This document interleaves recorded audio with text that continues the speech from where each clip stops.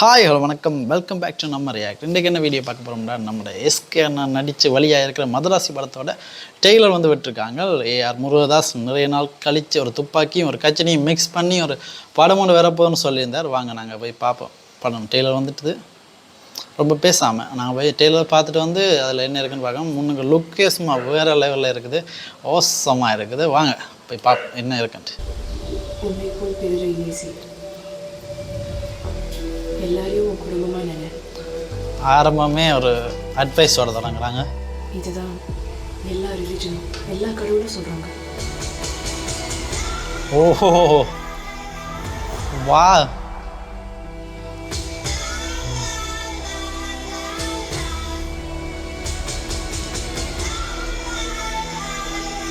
ஓ தமிழ்நாட்டுக்கு 6 car projects ஃபுல்லா local மீடி legal இன்ஸ் வந்துட்டு இருக்கு. ஸ்டேட் போர்டில் தடுக்கணும்.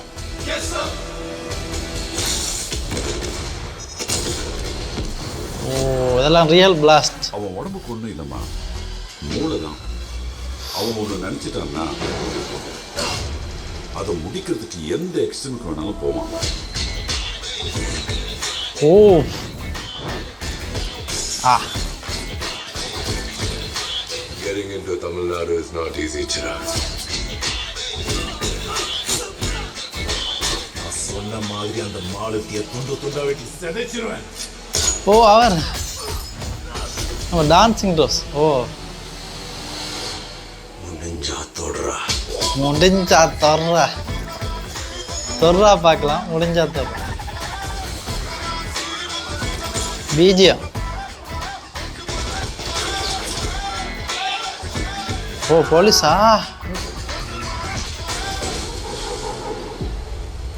துப்பாக்கி அவன் கையில் இருந்தாலும் இல்லை நான் தாண்டா. ஓ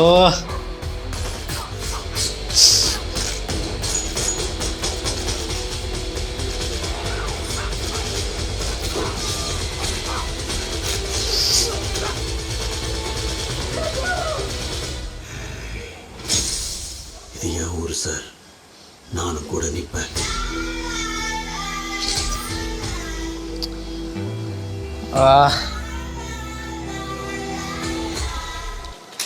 உண்மையாகவே என்ன சொல்லணும்னு தெரியல. உண்மையாகவே வேறு லெவலில் இருக்குது உண்மையாகவே டெய்லர். உண்மையாகவே நிறைய நாள் கழித்து அந்த துப்பாக்கி கச்சனி, நான் ஏற்கனவே நாங்கள் டீசர் பார்த்தோன்னே நாங்கள் சொல்லியிருப்போம். முதலே நீங்கள் பார்த்தீங்கன்னா அந்த முதல்ல ஒரு வீடியோ சொல்லியிருப்போம். இது வந்து பார்க்குறதுக்கு துப்பாக்கி கஜனி மாதிரி இருக்குன்னு சொல்லி அந்த சிவாத்தியம் அப்படி செய்து கொண்டு வேறுது. ஆனால் இதில் பார்த்தீங்கன்னா அப்படியே தான். அதை விட முக்கியமான டயலாக் கொண்டு வச்சாங்க வேறுங்க. ஏன்டா துப்பாக்கி யார் கையில் இருந்தாலும் வில்லன் நான் தாண்டா.